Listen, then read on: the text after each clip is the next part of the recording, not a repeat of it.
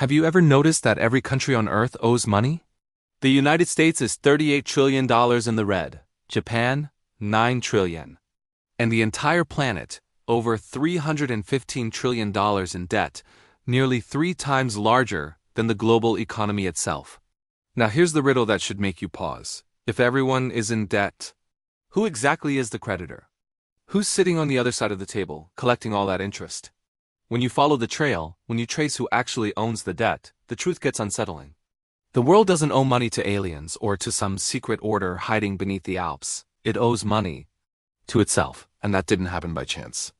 4 men, 4 bankers across 3 centuries, deliberately built a system that works this way. A system where debt can never truly be paid, where governments borrow forever, where interest never stops flowing upward, and where the designers of the system profit from every payment, every collapse, and every bailout. This isn't speculation. It's recorded history. The meetings happened, the contracts exist. The math doesn't lie. And once you understand how it was built, you'll see something chilling. $38 trillion isn't a mistake to fix. It's proof the machine is doing exactly what it was designed to do. So let's break it down. Let's meet the 4 architects who engineered the modern debt trap, and uncover how every government on Earth became trapped inside it. Before 1694, kings borrowed money the old-fashioned way. They went to merchants or nobles, promised repayment with interest, and if they failed, they defaulted. Creditors lost money, monarchs lost face. But debt was temporary. It either got repaid or it vanished and the system reset. That all changed with one man, William Paterson, a Scottish merchant and failed speculator who stumbled upon an idea that would permanently alter civilization. In 1691, England was at war with France. King William III was desperate for money. The treasury was empty, tax revenues couldn't cover the costs, and no one wanted to lend. England had defaulted before. Paterson came forward with a proposal. He would assemble a group of wealthy merchants to lend the crown £1.2 million, roughly 300 million in today's money. But here was the twist. The principal would never be repaid. The government would pay 8% interest forever. To manage this, Paterson proposed creating a brand new institution, the Bank of England. The process was simple yet revolutionary. Merchants deposited their gold into the bank. The bank lent that gold to the government. The government paid interest from tax revenue, and the bank distributed it back to the merchants. The key detail: the loan was permanent. No repayment, just endless interest. Why would investors agree to that? Because Parliament guaranteed the payments, backed by the government's power to tax citizens. As long as England could tax, the interest would keep flowing. And the notes issued to lenders in return for their gold could be traded. They were as good as gold, even better because they earned income. Parliament approved the plan in 1694. The Bank of England was born. The merchants provided the gold. The king got his war funding. And for the first time in history, national debt became permanent, not a temporary emergency, but a feature of the system. From then on, the government owed money forever, and the bankers collected forever. And when Paterson's bank was granted the right to issue paper notes backed by government debt, money itself became debt. The more the government borrowed, the more money could exist. Within 50 years, every major European power copied the model. France launched its own version. The Netherlands formalized its bond market. By 1790, Alexander Hamilton modeled America's new financial system on the same foundation: permanent debt, funded by taxes, traded as currency. Paterson died in 1719, not particularly rich, but the machine he designed never stopped running. Over 300 years later, the Bank of England still exists, and Britain's national debt has never been paid off. It's only been rolled, refinanced, and multiplied. The trap was set in 1694, and every government since has stepped willingly into it. By the early 1800s, debt had become the language of nations. European governments borrowed constantly for wars, trade, and empire, but the process was chaotic.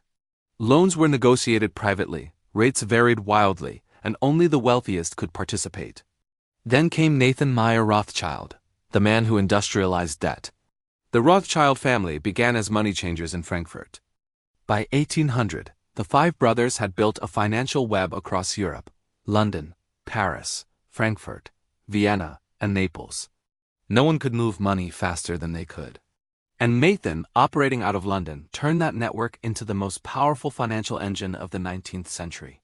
During the Napoleonic Wars, Rothschild didn't just lend Britain money, he reinvented how nations financed themselves. Instead of simple loans, he bought government bonds at a discount and resold them to investors for profit. He created a secondary market for sovereign debt. Governments got instant funding, Rothschild kept the margin, and investors gained a tradable asset. But his true mastery appeared in 1815, at the Battle of Waterloo. Nathan's courier network learned of Napoleon's defeat before anyone else in London. He began selling British bonds, signaling that Britain had lost. Panic spread. Investors dumped their holdings and prices collapsed.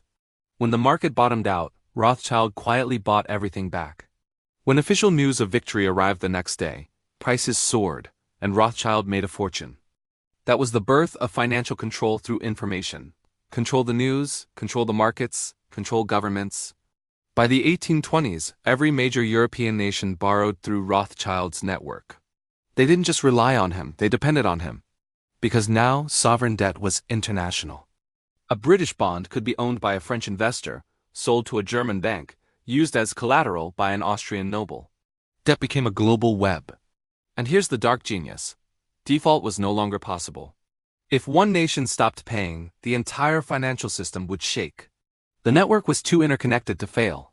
Governments had to keep paying and keep borrowing, just to service the old debts. Debt was no longer just permanent, it was inescapable. By the mid-1800s, the Rothschilds were wealthier than kings. They produced nothing, built nothing, yet collected interest from governments forever. The trap Paterson built had gone global, and every empire was caught. By 1900, the United States had become the world's industrial powerhouse. But its banking system was dangerously fragmented. Every bank operated independently, issuing its own notes, hoarding its own reserves. The money supply was chained to gold, and when panic struck, there was no central backstop. That panic came in 1907. A series of bank runs and stock crashes nearly collapsed the entire economy. Then one man stepped forward, John Pierpont Morgan. From his private library in New York, he gathered the heads of the nation's largest banks, locked the doors, and forced them to pledge their own money to rescue the system. It worked, the panic ended. Morgan had just acted as America's unofficial central bank. But Morgan was 70 years old, and he knew the country couldn't depend on one man's fortune forever. So his allies decided to make his role permanent, to institutionalize it, but Americans despised central banks. Twice before, they'd shut them down. So in 1910, Morgan's circle, including Senator Nelson Aldrich, met secretly on Jekyll Island, Georgia. For 9 days they designed the structure of a central bank, but gave it a different name, the Federal Reserve System. It wouldn't be one institution, it would appear decentralized, split into 12 regional banks. It wouldn't seem controlled by Wall Street, it would appear public, overseen by a presidential board. It looked democratic. But beneath the surface, control remained with the private banks. The regional reserve banks were privately owned by their member banks, who elected their own boards. Those boards influenced the Federal Reserve Board itself. The government appointed a few members, but the bankers controlled the system. And the most powerful of all, the Federal Reserve Bank of New York held the ultimate authority to create money and buy government bonds. It was dominated by Morgan's Circle, the largest banks on Wall Street. In December 1913, Congress passed the Federal Reserve Act. Most representatives had no idea what they were voting for. Overnight, the debt machine expanded. Now the government could borrow from the Fed, and the Fed could create new money to buy that debt. There was no longer a limit to borrowing. The cycle became endless. The government issues bonds. The Fed buys them with freshly created money. The government spends it. The debt sits quietly on the Fed's balance sheet, backed only by the taxpayer as promised to pay interest forever. This is how infinite debt was born. As long as the Fed exists, the government will never run out of lenders. The interest payments, funded by taxes, flow upward to the same institutions that own the system. J.P. Morgan died that same year. But the machine he helped design, the Federal Reserve, became his final legacy. It made America's $38 trillion debt not only possible, but necessary. By the 1970s, the debt system had gone global. Developed countries borrowed endlessly. Developing nations borrowed to modernize. and began to drown. Then came Paul Volcker, Federal Reserve Chairman from 1979 to 1987. Inflation was raging above 10%. Confidence in the dollar was collapsing. Volcker decided to stop it, even if it meant breaking the world economy. In 1979, he raised interest rates from 11 to nearly 20%, the highest in American history. Inflation crashed. But so did everyone who had borrowed in dollars.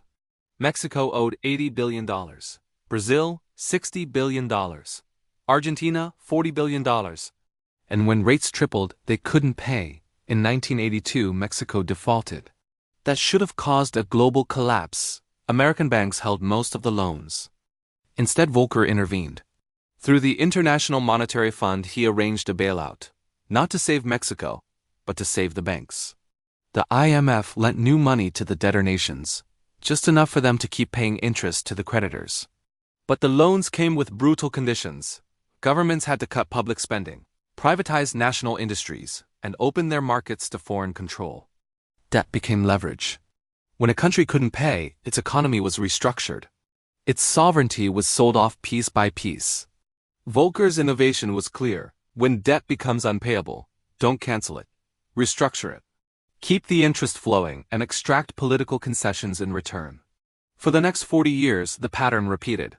Argentina in 2001, Greece in 2010, Sri Lanka in 2022. Every time the same script: IMF loans, austerity, submission.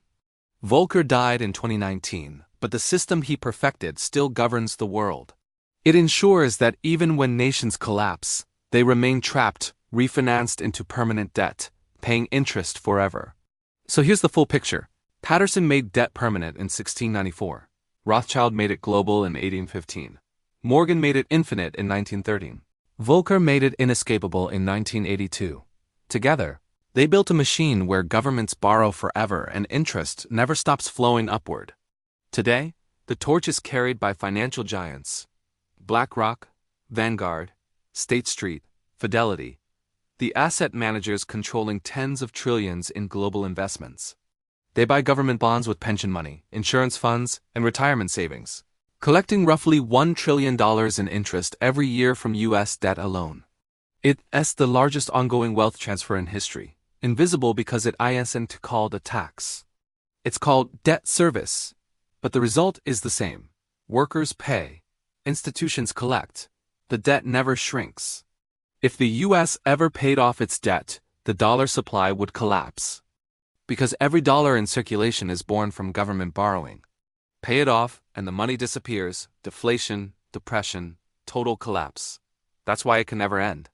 Debt is not a flaw in the system. It is the system. And that's the final truth. Debt isn't a problem to fix. It is the foundation the modern world is built upon.